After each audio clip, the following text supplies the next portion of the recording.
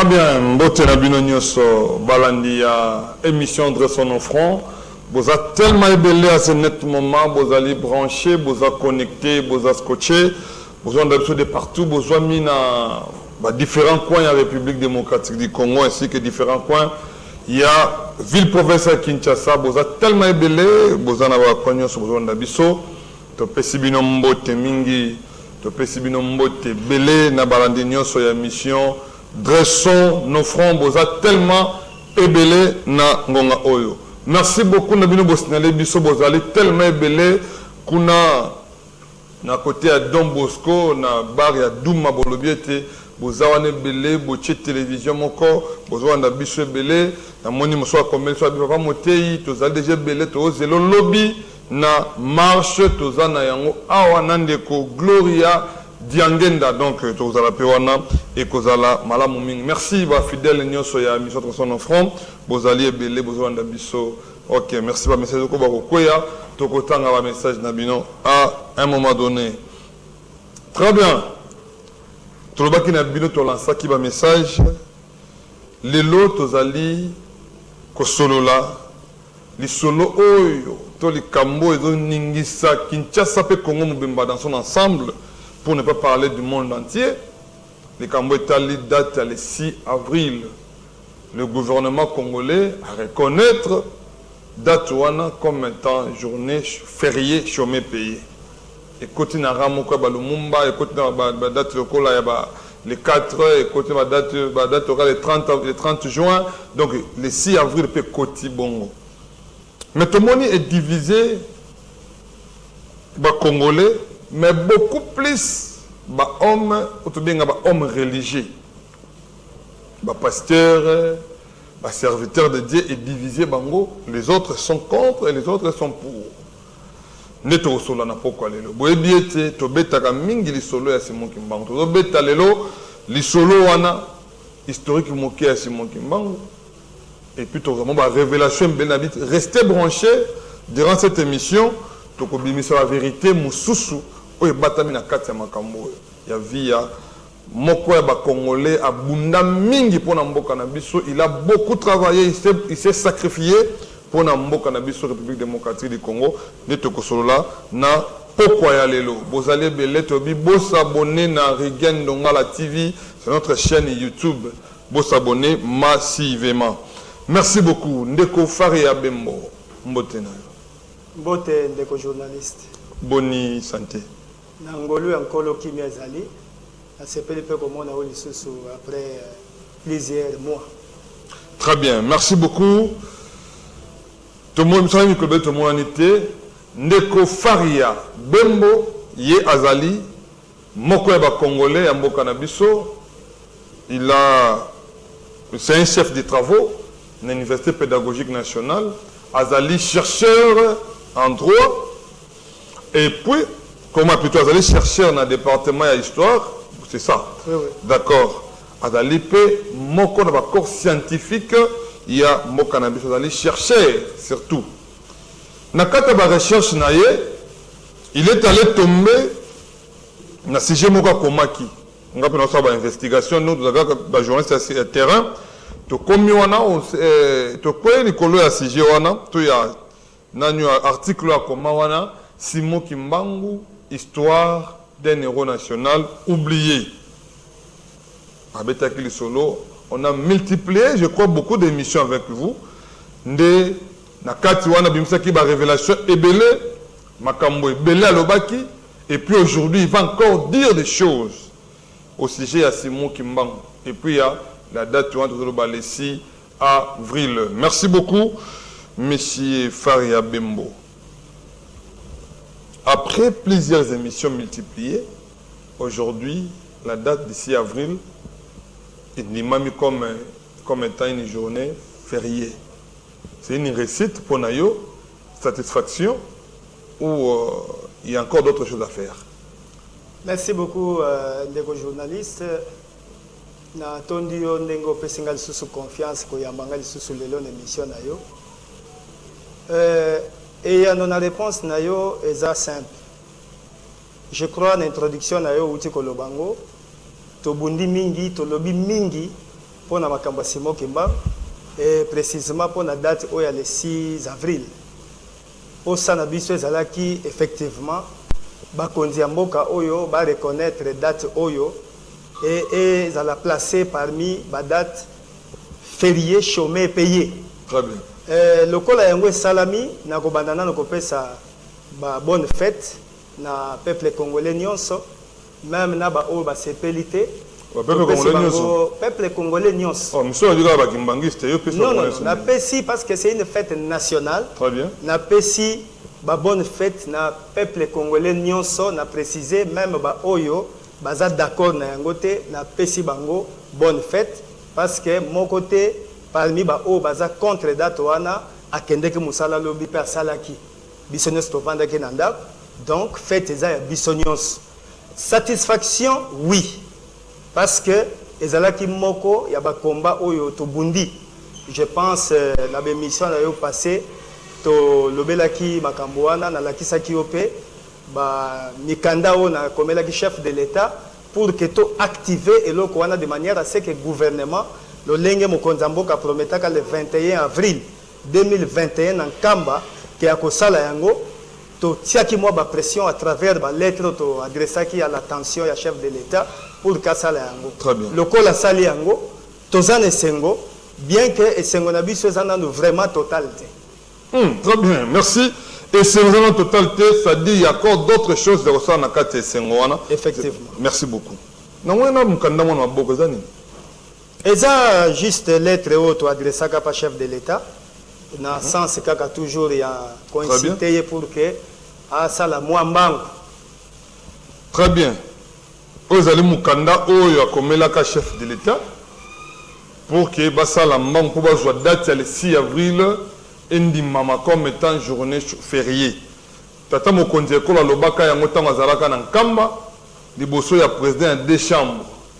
Liboso ya président des chambres zaki ezalaki je crois Pepe Mbosso azalaki kaka comme azalaki wana comme président de l'Assemblée nationale et puis kaka ye côté ezali pe na président Bahati l'Assemblée, il y a Sénat, qui on a comme étant président, il y a Assemblée, comment il y a Sénat. Et bien, mais vous allez voir, ce caméra, on a souvent avec date d'Ali, Bembo Diloussier, la faria, chef des travaux à l'Université pédagogique nationale, Yende Akomagi Mukanda Oyo. Je crois, que c'est lui qui avait écrit cette lettre, c'est-à-dire de tomber sur une très bonne personne, Oya Saraka Mukanda, Oyo, tout le monde va quitter des réceptions. Indi Mama Kana, présidence, ou de accusé de réception. Merci. Ndeko Faria, na yoke lobby et belé à kosa les ali. Mais avant de la date, c'est le 6 avril, na tout le monde, tout le monde, bandeko belé, bah tout le monde sur la question, bah lobby, le chercheur a fait un bon travail, mais son travail n'est pas vraiment du tout costaud. Il y a des places où ça les raté. Et vous n'avez pas sur toute une question, parce qu'il y a d'autres personnes qui ont dit que non.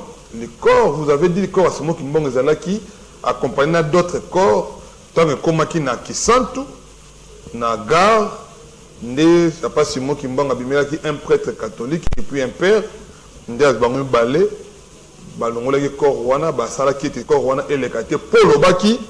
Si ce corps, les timons qui m'ont traversé les Nzadi qui ici dans rivière ici.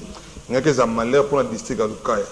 Monsieur Balobi, corps à Simon Kimbangu et Kendara n'a traité. Donc, sur le terrain, les gens nous ont dit que ce corps-là qui n'a traité, corps à Simon Kimbangu, tant que commune à Matadimayo, Kolongwanango Matadimayo et Longwa Matadimayo, Malamoko Tinankamba. Ils ont piqué, Tomutuka Oyo et Mema corps à Simon Kimbangu et Zali. Maintenant, aujourd'hui, vous vous dites que non, ce corps-là, il y a un trait, et puis, c'est une fausse information que vous nous avez amenée. Des journalistes, nakanisi na ba nombreuses émissions to salingana yo na plateau oyo, to lobelaki makambo oyo moi mingi. Les défauts, ce qui n'a pas benga ngo défaut, au biso peuple congolais to zanango, c'est que nous ne voulons pas lire. Et je donne raison à Ndeko oyo ya Mundela Komaka. les Kamomoko Motuya Lobaka, si vous voulez cacher une information pour les Noirs, il faut l'écrire. Donc, le mal au biso tozana ngona Congo, ceux qui n'ont déjà les cam, Moutaye Bisingaï, Ezalaka boy, Ezalaka boy, Ezalaka boy. Tolingaka lisusu qu'on remettre en cause la première information parce qu'on suppose que cette première information il y a des abonnés. Et là on a reçu na bandeko oyo nyonso baza ko contester version onga la sali. Ba côte en contact na document oyo. Batanga ba recherche oyo na salaki et puis ba côte na terrain ba sala investigation pour que ba confronter maloba o bango ba yoka na makambo nga na komi bako découvrir makambo ebele na sali travail apologité akanti na loba ngo a la fois passée bandeko kimangisi bakolimbisanga il y a beaucoup d'apologie dans les chefs il y a ba discours mususu tozoyo kana kati ya ba message o ezopesa bon nazaki mbangiste adhérente mais nazaki mbangiste ya courant de pensée à Simo Kimbangu, c'est-à-dire j'adhère na ba idéo ah il y a Simo Kimbangu. Très bien. L'itnaye intéressant kangai et par là je me fais kimbangiste. Mais nazaki kimbangiste adhérente, c'est-à-dire na kota l'église était na joie baptême na bangote na participer na bakil tété. OK, merci, continuez fil d'idée na yo. Donc ngana lobake bandeko tozalaka na esprit ya koboya nanu te. Il y a ce qu'on appelle dans le domaine de la critique historique. C'est-à-dire toute information qui vous arrive, qu'on vous donne, vous devez l'accepter à 50%. Et les 50 autres pourcents, il faut tirer un doute. Vous avez raison à douter parce que c'est un travail humain. On peut que mais vous avez pressé, il y a condamner, il y a contredire, mais vous avez en contact na document oyo, c'est-à-dire un article on a publié intitulé Simo Kimbangu l'histoire d'un héros national oublié, batanga makamuni na komi et ba luka ba sala investigation pour que ba découvrir la vraie vérité zawapi. Très bien. Merci beaucoup Ndeko Faria Bembo. Nous vous rappelons que nous sommes en direct de la radio-télévision La Puissance. Bonjour Nabiso partout, bonjour Nabiso na ba chaîne YouTube Nabiso. Donc, Rigen Ndongala TV, c'est notre chaîne YouTube. Abonnez-vous massivement à Rigen Ndongala TV pour ne rien rater. Restez branchés, connectés. Il y a certaines vérités que Bima Awalelo, Toroyo Kayango. Bandeko Basal, réaction de partout. Il y a la Pessimbote, na maman Béatrice nous a écrit depuis France. La Pessimbote, na maman Thérèse depuis Canada. La Pessimbote, na maman Euphrasie depuis la France. Na Pessimbote na papa Silo depuis Genève, donc partout dans le monde autour de Bisso et vous s'abonner et vous abonnez momiki. Donc vous continuez à confirmer que ces corps-là, ils accompagnent d'autres corps Simo Kimbangu. Le corps là, nous avons une version contradictoire par rapport à la recherche on a sali, je confirme. Na ba recherche sur Salaki. Na ba recherche sur Salaki. Est-ce que comment na centre d'accueil ya Kimbangiste? Écoutez, ndeko journaliste, oyebi. Bon, na tuno ba presse misa tu na bi ozokende. Ce que comment na centre d'accueil. O comment na Matadi Mayo. Est-ce que comment na Kamba? Na répondaka na moko ba mission na ngai ya to sala na yo que na sala visite en Kamba 2 fois. Na yebi Nkamba bien na kotati na mausolée. Donc comment na Nkamba déjà? Na koma na Nkamba 2 fois. Kota na nani? Na kotati na mausolée et sika corps il y a prophète hein, entre guillemets Ali na kota. Corps na cercueil. Et ça kata cercueil. Cercueil à couleur ni. Il y a bois noir. Il y a bois noir. Bois noir. Très bien. OK? Donc kokene na Nkamba na koma na centre d'accueil je ne suis pas allé parce que na yebisa yo moko mususu awa. Et ça, na point moko na kati article nanga intitulé Contradiction et contestation. En tout cas, ce kotangi point wana naza en contradiction totale na makambu o était à ma église kimbangiste. Donc je ne pouvais pas quand même me permettre na kende ko s'exposer. Oyebi que bazab extrémiste makasi bande kimbangiste hein, balimbi sangai, bazab batoyo bazaka un peu figé na makambo bango bayebi to bayekola par rapport à l'enseignement. Donc, aller là-bas pour les contredire, c'est chercher non, sa cadre mort. de la recherche, Attention, il faut avoir des limites. Cadre de recherche. Il faut avoir des limites pour préserver sa vie. Hein? Donc, les Congolais ont l'habitude de tanga mingi. Na opesa bino ndakisa moko. Oyebi que la Université pédagogique nationale, il y a un professeur qui fait des recherches sur Lumumba. Livre wane obima kalate, et dans ses écrits, selon ses professeurs, il vient de découvrir que Lumumba n'était pas mort en 1961. Histoire yebisaka biso que le 17 Lumumba a été assassiné, non. Pour le professeur Wana, Lumumba avait été ramené en Belgique, bombaré quelque part, vivant, et puis exploité le cerveau pour batala, quelles ont été ses pensées pour ce pays, et que Lumumba serait mort il y a quelques années. Ça, ce sont les recherches. Oyo, professeur Wana Zosala, au moment où je vous parle, Azo continue comme ça la recherche là. Alors, une telle recherche, batoyo, baza na ben wana te ya kosala recherche, bako remettre ngomba la moko en cause. Bako lo bake non, mais lino na ye uti ko yawa, azaki assassiné en 1961, ceci, cela. Mais non, tout est possible avec l'homme blanc. Et ngai, na ko pesa exemple mususu. Je doute fort que Nzoto, ya Ben Laden avait été jeté dans l'eau. Ça n'engage que moi. Au regard, ya makambu oyo, tata wana sala États-Unis d'Amérique. Nenge ba kenda na Pakistan, ba bomaye, ba récupérer corps na ye.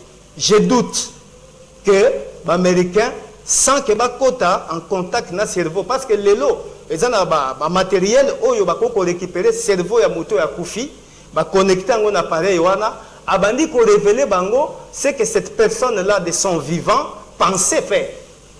Donc je pense que corps ya Ben Laden se trouverait l'élo, aux États-Unis, en train d'être examiné pour que Bayeba pense ni nazalaka na. Mais on nous a montré hein, na ba image que ba lingiye ba sala ba cérémonie ba boaka ina mai. Bombarder c'est kazala qui ba buna été bombarder. Non non, ba boaka ina mai. Cérémonie salama ba lingaye en tant que musulman selon les Américains ba éviter d'enterrer. Non non non, c'est Ben Laden. Selon les Américains ba éviter que ba kundaye de peur que lié wane comme lié ya pèlerinage ya culte ya personnalité ya Ben Laden.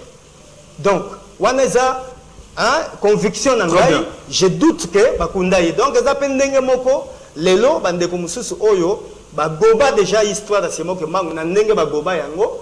Et c'est difficile pour ko ya ko kotsa bango et loko mususu ça contraire na o bango ba yebi déjà en avance. Au contraire, c'est moi qui m'bangue quoi nani. C'est moi qui m'bangue, je le considère comme étant le sauveur parce que lui-même a dit que je suis le voulu c'est de la race noire. Pas des Congolais, mais de la race noire. Très donc, à sauver. Yaba noir. Yaba noir. Très bien, merci beaucoup. Vous êtes en direct. Vous êtes en direct. Restez branchés dans le bi vérité et Kobima. Vous s'abonnez à la TV. Il y a une vérité cachée. Mais c'est Faria Bembo. Nous sommes bon, le 6 avril. Je crois qu'il y a d'autres émissions qui ont été faites à c'est moi qui me bats. Et puis, il y a comme na Kimbanteke. Ok. Na kitana na Kimbanteke, na kutani na moi regain donga na kitaki na Kimbanteke, na kutana papa Willing Kunga. Les images sont là. Na kutana papa Willing Kunga, nga na kitaki na Kimbanteke. Na taki na matadi mayo. Est-ce que exposé encore c'est moi qui me bats avec l'homme. Nazala qui wana. Donc je suis en train de mener des recherches. Quand on reçoit l'émission prochaine, toutes les vérités possibles parce que Simon Kimbango c'est une personnalité que nous devons suffisamment respecter. Donc on a une contradiction sur son corps. Merci beaucoup, M. Faria Bembo. Aujourd'hui, la date d'ici avril est reconnue comme étant fériée, mais est divisée par Congolais belé. Division dans le cas Congolais belé. Yo lokola moko bayi congolais pendant par un bateau maintenant qui démarche pour que date wana est la reconnue comme étant férié sommet payé. Aujourd'hui en comme réussite division ne va congolais ba kabwani misu baza pour misu baza contre. Qu'est-ce que vous pensez? C'est-à-dire démarche même yayo ne bateau bandimie té comme férié, ils n'ont pas respecté la procédure pour que comme ça on férié ou qu'est-ce qui se cache derrière? Effectivement, vous avez raison à 100%. C'est normal que les lots soient devant des partis qui s'opposent. Et dans la partie à Batuloko, à Bisso, au lobby qui vraiment au zénith, dans la plus grande joie, il y a comme on a que date wana et Koti parmi les dates fériées en Boka Bisso. Mais Nabandeko yoba sépélité, je pense qu'ils n'ont pas totalement tort. Pourquoi je dis ça? Parce que si vous ne connaissez pas l'histoire, hein, c'est difficile. Oui, le président Poutine a réussi à Lubaki, un peuple qui nie son histoire ou qui ne se rappelle pas de ses racines, Azaloko la moto Batoboli Sunibane. Ça, c'est Poutine qui l'a dit. Donc, population congolaise, Oyo Lelo, ils ont boudé, tout le bata en termes de boudé, date le 6 avril, Bazan a raison. N'a le bien parce que lorsque j'avais initié l'être on attendait le chef de l'État, j'étais clair. L'État congolais, c'est un État laïque. Qu'on élevait une date qu'on supposerait être une date religieuse, au rang, il y a date fériée, chômée, payée, et qu'on fongola en quelque sorte une boîte de Pandore pour que les autres confessions religieuses, bango pe baya, que ça la proposition, il y a des dates où les leaders na bango babandaka musala. Alors, pour éviter cela, na sala qui proposition na lettre nana. Malheureusement, na moni ezaki vraiment suivi. Mais moi-même, j'étais surpris. Na gansi na yebisa ki yango na téléphone, j'étais surpris d'apprendre que Mokonzamboka a eu ordonnance il y a comme ça date le 6 avril, jour férié, chômé payé. En fait, nga na proposé ki bon. Très bien. Poto kima makambo yotokomo mona lelo ke pourquoi date wana ekoti na ba date fériée, il aurait fallu avant toute chose que le gouvernement, notamment disons le parlement, les deux chambres, le parlement na Sénat, ba sangana ndenge mokonzi mboka sengaki bango, ba procéder par une organisation ya ba conférence. Na ba conférence wana banga ba lobela kaka Simon Kimbangu. Mais Tolinga qui a abandonné l'aspect religieux pour ne prendre que l'aspect politique.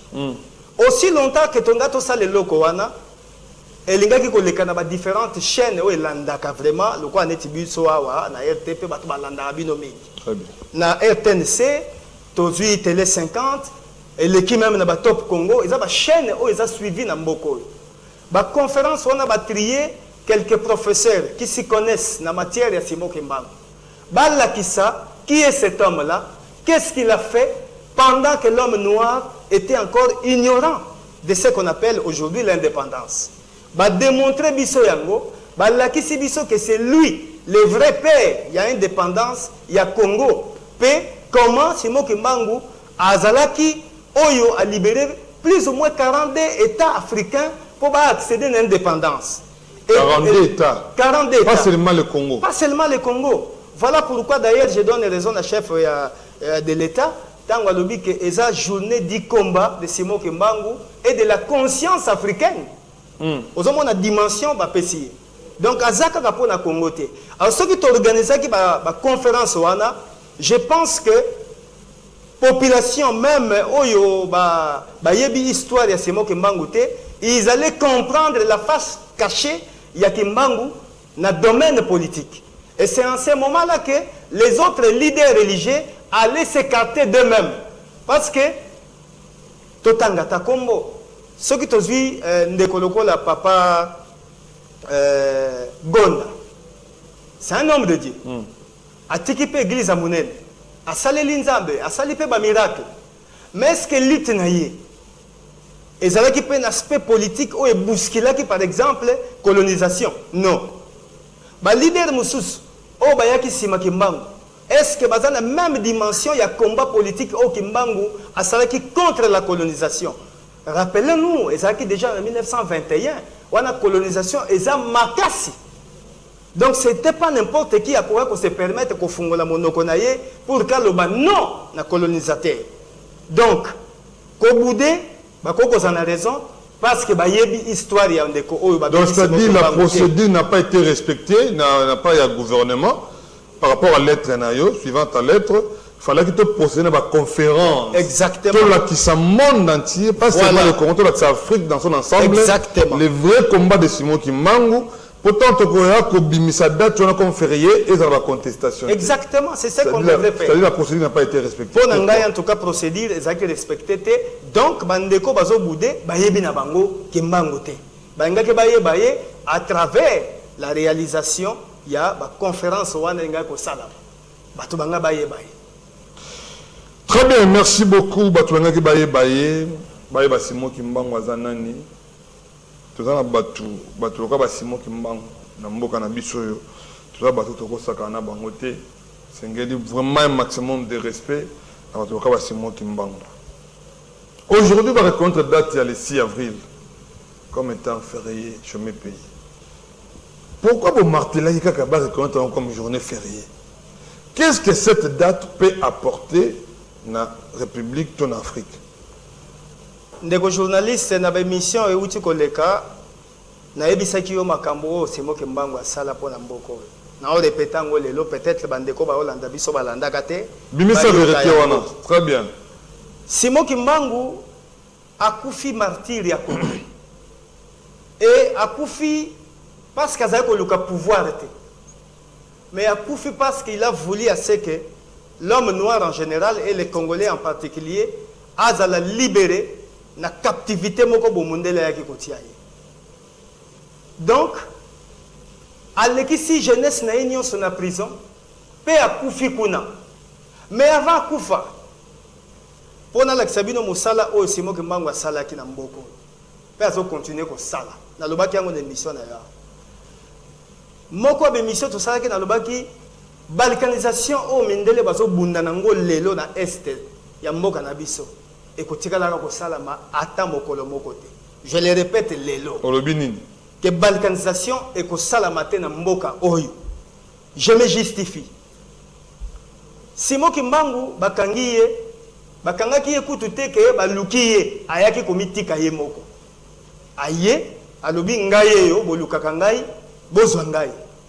Bamindele bakamwaki. Mais muto tozo lukaya kimaki aye komitika ndenge nini. Aye à se présenter, bazuye. Tant que bazuye, bamemie na Kishasa. Mundela lobi fona sambu sa mutu oyo. Na la kisaye na population congolaise ke aza mutu mabe, yende mutaboyi développement à Congo. Babandi ko zwayi, babandi ko tambu saye na ba province. Balongole na Kishasa bamemie na bandu. Babandi ko présenter na ba lieu public. Tala mutu oyo aboyi développement mboka na bino. Ba ignorant ke tozalaki, babandi ko finga ye. Babandi ko lobanyo so balobaki bamususu pe babetaki balongoli na bandundu bamemi en Équateur même réalisation ba présenter na population ba fingiye ainsi de suite balongoli en Équateur ba kiti na ye à l'époque province orientale kuna pe basali ba cérémonie ya ko présenter ba fingiye balongoli kuna ba kiti na ye na le Grand Kivu à l'époque tozaki dans la configuration tozana ngole loté. Ba présenter la population, ba fingi, ba beti et sili, ba kiti na ye na Lubumbashi, ba bombi na prison durant 30 ans. Et je souligne ici qu'il n'existe aucun prisonnier politique, parce que Kimbangu azaki prisonnier politique pour na ba colon, pas prisonnier religieux. Ok. Alors, aucun politicien africain a sala 30 ans en prison pour son pays. Sauf Kimbangu. Sauf Kimbangu. Mandela fait 27 ans à Bibi. Ok? Alors, tant qu'il sali 30 ans en prison, Akoufi na prison. Akoufi na prison, bazui corps na ye. Voilà, déjà c'est Akoufi, tozana na c'est à colonisation parce que c'était en 1951. Colonisation ezana. Balongoli corps na ye de Lubumbashi, logiquement on devrait prendre ces corps, bazui avion, bati corps d'avion, bamemi eti na Kinshasa, basali cérémonie après, batindiye na Congo central, na terre na ye natale. Mais qu'est-ce qui va arriver? Balongoli corps na Lubumbashi, na yebisaki bino la fois passée que le mot Lubumbashi n'existe pas en Kiswahili. Le mot Lubumbashi c'est une déformation de Lubumbansi. C'est-à-dire que bomba mboka. Donc, Lumumba, pardon, s'il vous plaît. Nabaki resté branché, tous en direct. Il y a des choses qui sortiront ici, de Hollande. Donc, le but, tu te bien dans Lubumbashi. Na soyez l'accès de l'autre côté. Et c'est le côté, dans défi émission, on a le baki que bandeko ba oya katanga bazo landa biso, ba ebisa biso Lubumbashi, c'est dans quelle langue? C'est aussi une occasion. Bandeko se vont de partout, dans les bandes Mboka. Vous qui nous appelez parfois pour nous gronder, vous qui nous appelez pour nous soutenir, pour nous encourager. Lubumbashi et la Kisi Nini, ils ont la langue Nini, c'est ça hein? Ok. Pour y aller bien Lubumbashi et la ligne qui Congo, là c'est que Bumbanti. Lubumbanti. Lubumbanti, là c'est que Bumba Mboka. Bumba, du verbe kulunda, caché. Inti ou Nti, c'est le pays. Donc Tiati Mboka. Nengeto Lubaga Nti Yabeto. Ok, Mboka Nabiso.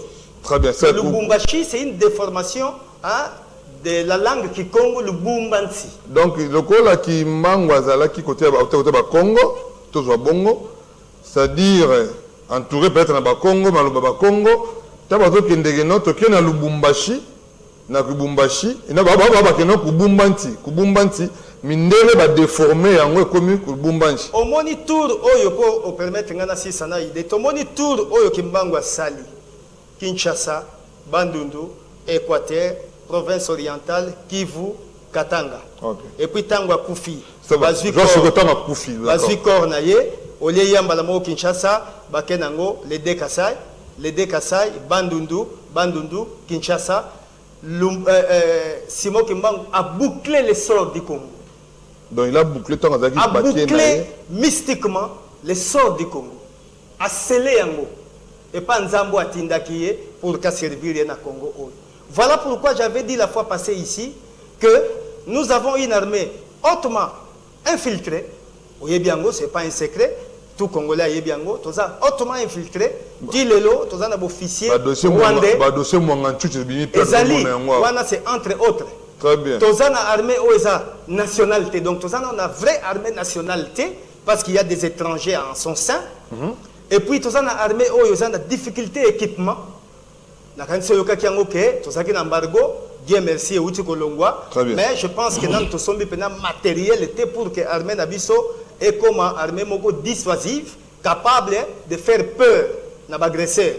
Et puis, quatrièmement, les secrétaires, les militaires Nabiso, ils sont sous-payés. C'est-à-dire qu'ils sont motivés. Mais qu'est-ce qui fait que, je l'avais dit ici, qu'est-ce qui fait que la communauté internationale, c'est-à-dire toutes les puissances du monde, qui se sont réunis pour que Babalekanize Mboka Oyo n'arrive-t-elle pas à le faire? Est-ce que vous croyez que c'est un fait du hasard? Non. Parce qu'il y a un travail mystique qui a été déjà fait par Simon Kimbangu. Et donc, une telle personne mérite que Azala élevé au rang Yabatomine Nyambokoyo. Parce que, rappelez-vous, tous les 2 0 au Tozana Bango, Bamboataki Kakalepa, il y a Simon Kimbangu. Bayende ko achevé. Moussala aussi Kimbangu à Bandaka. Pourquoi Bango va élevé et pas lui? Yemuta Fungo la Kinzela. Pourquoi lui? Et pourquoi cette date-là est dérangée? Sa méthode. Donc c'est-à-dire Simon Kimbangu a bouclé Kamboka, Dinga Kendaka, Nande Bazongi Sela Kayoana. Exactement. La balkanisation n'aura pas lieu dans Mboka. Très bien. Importance il y a le 6 avril na Tunumutuna. Pourquoi seulement date doit reconnaître obligatoirement? C'est nécessaire de reconnaître la date parce que la date oyo molimo na nzambe kitaka na mboko. Esprit Saint et kitaka na mboko oyo à travers cet homme-là.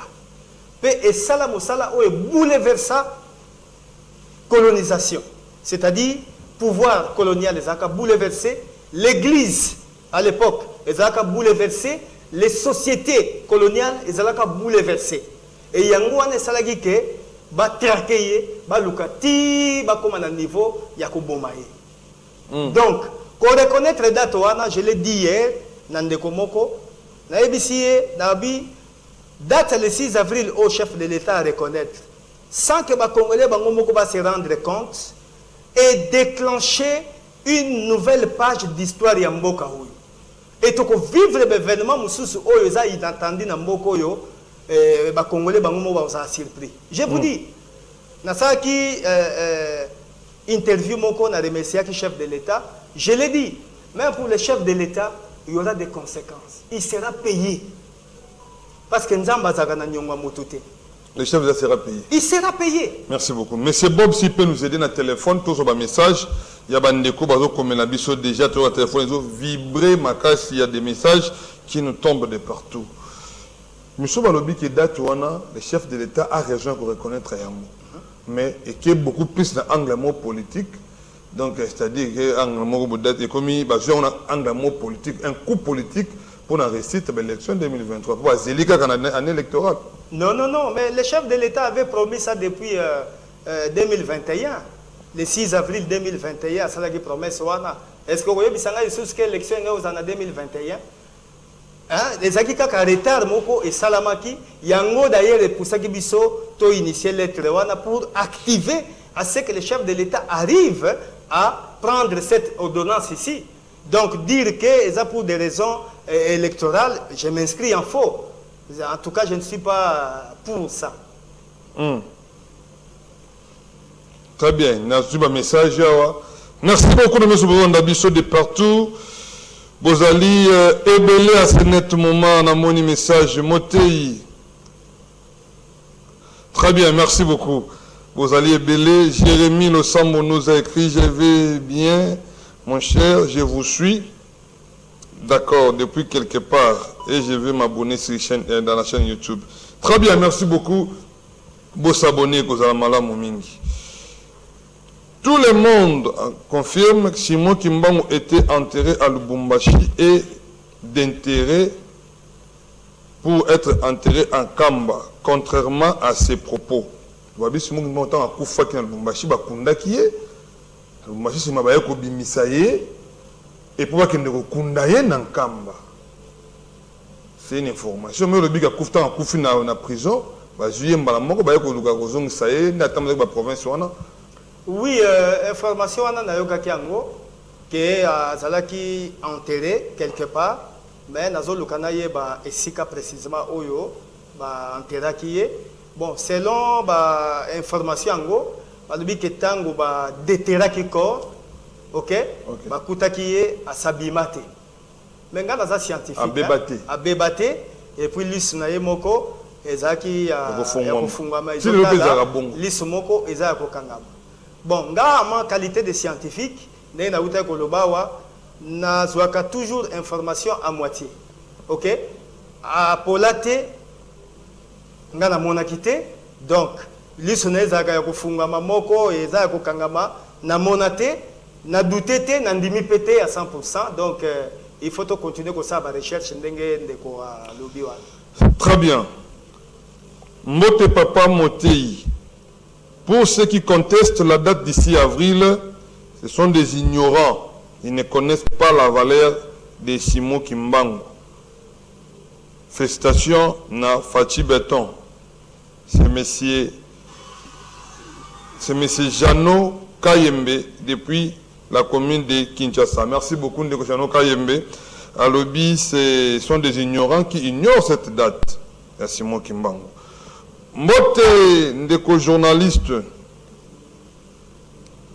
Monsieur Bembo, c'est un analyse, il fait des analyses sur Simon Kimbangu où il nous donne la vraie version. Il y a Simon Kimbangu sur son corps. C'est Madame Christevi Mayele depuis quelque part. Merci beaucoup, Madame Christevi. Très bien. Nous vous suivons depuis Cité Verte, Monsieur Christian Matondo, l'artiste complet. Ok. Merci beaucoup, Monsieur Christian Matondo. Il nous suit depuis quelque part. Topesi Mbote Mingi. Monsieur Faria Bembo. Le lot de contradiction, et il y a raison pour contredire. Est-ce que tous ces mondes-là ne connaissent pas ce que vous vous dites?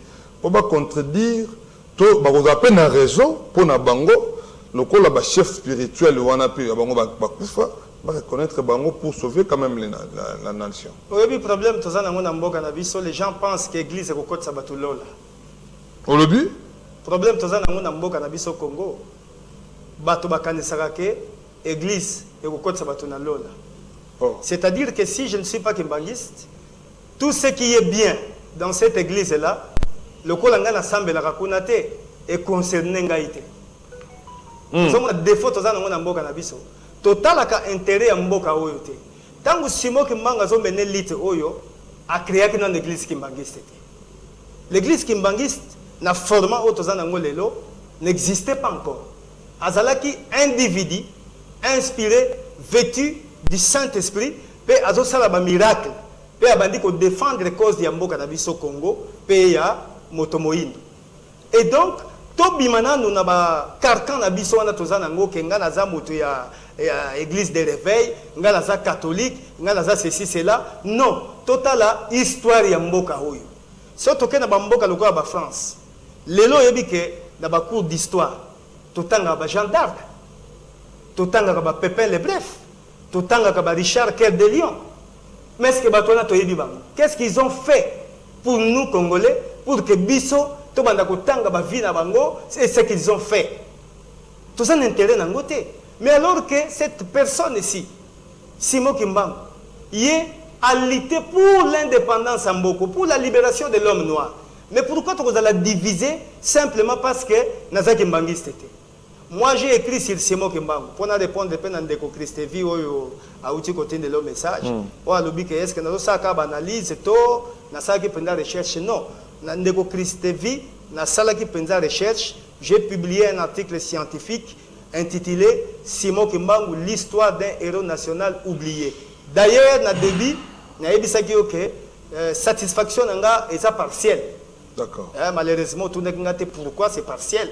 Parce que par rapport à mon article, je pense qu'il y a encore une dimension oyo ngai personnellement na moniangona noté na ordonnance oyo chef de l'État ou tu comprends. Partiel répond à nini? 2 minutes comme na souka émission. Partiel parce que logiquement dans la leçon à histoire au chef de l'État Outi Kopé Sabiso, il doit faire un effort pour coller, pour nous donner des matériels didactiques. J'appelle ça comme ça. C'est-à-dire, tant que tu as saban, que c'est moi qui m'a. Matériel didactique ni to kolek saban.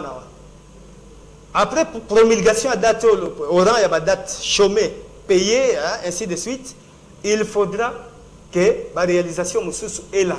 Notamment, il faut passer les monuments. Notamment, il faut élever au rang, il y a héros national. Très bien. De manière à ce que date wana ait vraie signification nango. Parce que ceux qui sont sali angoté, ils ont un peu vide date wana le 6 avril. Très bien. Merci beaucoup, monsieur Faria Bembo Tozali, André Tokomina Souka ya émission Nabiso. Bozaki belé à Kondabiso, tout comme na souka mot de la fin, 1 minute. Mot de la fin, nanga na pesi. Pour l'émission, merci mingi na chef de l'État. Oyo ayoki ko lela na biso, bambela na biso. Tozaki na benkiétude yango to komaki mikanda pour que akokisa posa mitema na biso. Lokola kokisi yango to beteli maboko, nzamba ke mbangu amona ye pe afuta ye. Très bien, merci beaucoup. Bozaki belé à Kondabiso, Bozaki de partout, na moni Bozaki belé, na moni pasteur Alex Aidini, alandi biso depuis quelque part, na moni Mami alandinga depuis quelque part, alobi na pesi mbote depuis la maison, donc alandi biso depuis na ngaba, alandi biso Bozaki belé. To comme na souka to pesi, to souhaiter joyeux anniversaire, ya monene pe ya makasi na monsieur Moïse Kabamba, ça m'a dit mon émission na biso, monsieur Moïse Kabamba, ndaki biso depuis quelque part, madame Octavie Kabou, ya ndaki biso depuis quelque part, bozaki tellement belé à konda biso, tolobi était, soki ye soazongete, biso na bino, beaucoup bano ko s'abonner na Regen Dongala TV, tokuta na bino mokolo ya mardi, na ngongana, 14h45. Merci beaucoup, bye.